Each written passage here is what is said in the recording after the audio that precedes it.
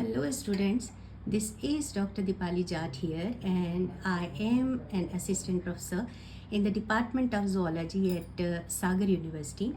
So I am going to describe today about the process of haematopoiesis, and these are some clay models that is prepared by my student Ritesh Patra. So I first of all thank to him. Then I'm going to start with this little tiny cell known as haematopoietic stem cell. So hematopoietic stem cells are like we can say all blood cells are HSCs.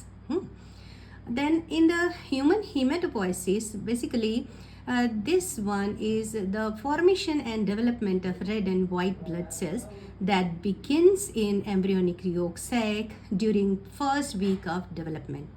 So yolk sac stem cells basically differentiate into the primary erythroid cells and contain embryonic hemoglobin, and in the third month of gestation these will be converted to hematopoietic stem cells and they migrate from yolk sac to fetal liver, then to the spleen.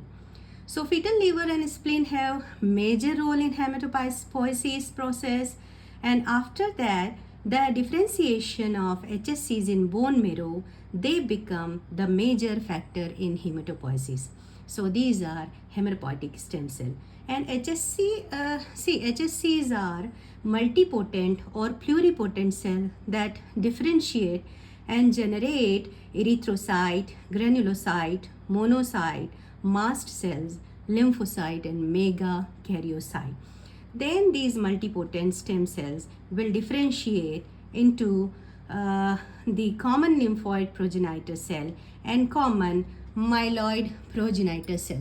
These are common myeloid progenitor and these are common lymphoid progenitor cells. They look like similar, but they have different function. So this myeloid cell lineage or progenitor are multipotent stem cells and they will give rise to megakaryocyte. These megakaryocytes will lead to the development of RBC and platelets, granulocytes and monocytes, etc. So these are multipotent stem cells, and they also give rise to macrophage progenitor like GMPs, etc. So these are known as CFU, GEMM, and it means that colony forming unit granulocyte, erythrocyte, monocyte and megakaryocyte. See this, these one are megakaryocyte and they will give rise to RBC and platelets. Okay, then some more cells will be formed here because of this lineage, I mean to say the myeloid lineage, and these are the basophil. Okay, na? Basophil progenitor, and they will give rise to bilobed nuclear cell basophil. Okay, and then this will also give rise to eosinophil. And as eosinophil form the eosinophil progenitor, we can get the eosinophil cells. So these are the cells of myeloid progenitor. And then the neutrophil. Okay, neutrophil also will be produced by the myeloid progenitor, and these all are the immune cells of innate immunity. I said earlier that the immune cells, or we can say the eosinophil, basophil and all the monocytes and macrophages are the part of innate immunity. Okay, and then this will also give rise to granulocyte,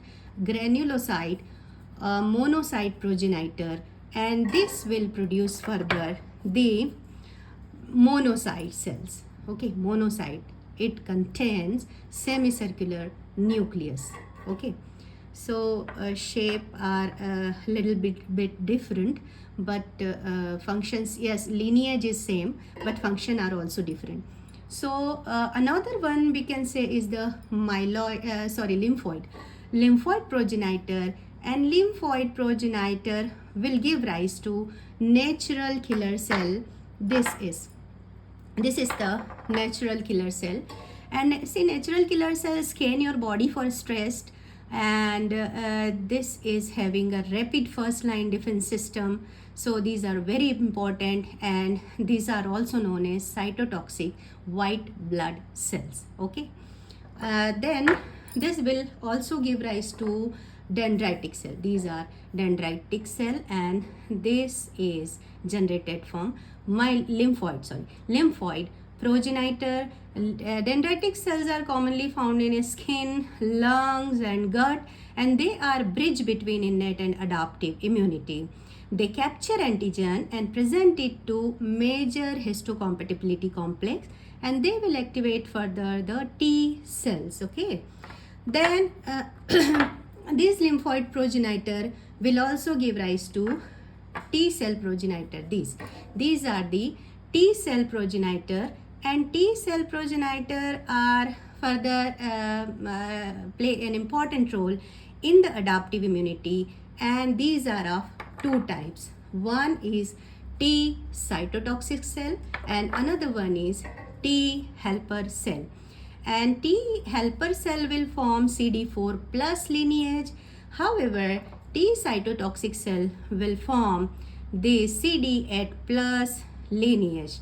Okay, and this T cytotoxic cell directly kill your cancer cell. Okay, and T helper cell, however, direct the immune response. And another one is B cell progenitor. These are the B cell progenitor, and B cell progenitor give rise to the B cell, and these are the B cell consisting of antibodies on its surface, and these are immunoglobulin molecule, and these will give protection against the bacteria and viruses, and they will be helpful in producing antibody or immunoglobulin molecules in your body, and they will also release cytokine factors like interleukin 10 and interleukin 6. Okay, so this is all about the cells generated in your body through this one haematopoietic stem cells.